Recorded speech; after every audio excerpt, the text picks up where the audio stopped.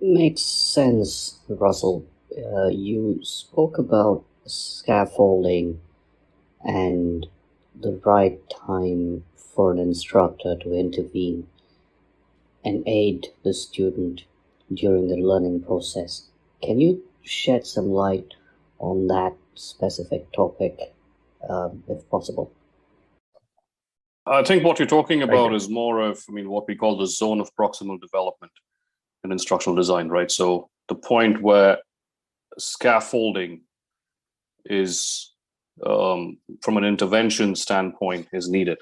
For me, the heart and soul of learning is the instructor, or I call them the master practitioner, right? Tutors, whatever you want to call it in this context.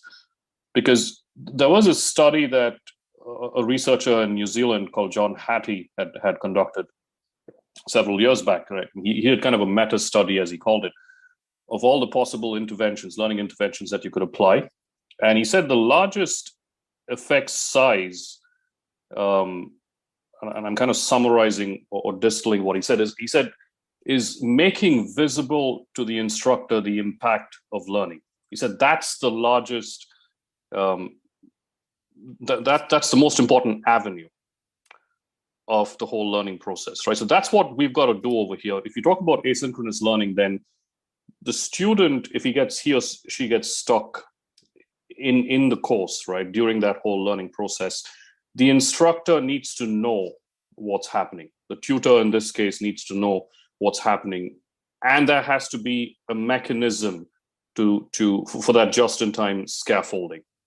And maybe to that end, in that specific context, we can optimize some of the current methods. Digital content inherently, you've got two types of cognitive loads, okay, that kind of dissuades students or deflates students from a learning and from a motivation standpoint. You've got the extraneous cognitive load, which stresses on the capacity of learners' working memory, right? And that's, for the most part, caused by, I'd say, problematic or suboptimal instructional design. Not the subject matter, not the content, but the way your instructional methods and learning strategies are carried out. So a lot of that falls with your instructors and tutors. And so maybe we'll have to loop in the lead for that team, the person who is overseeing or playing that oversight role with instructors and tutors, and understand what kind of pedagogic frameworks they have in place.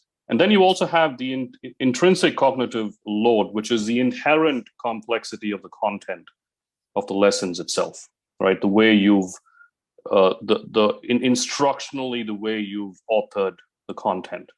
So that is something that we can address as well by implementing, I'd say, several proven instructional design methods.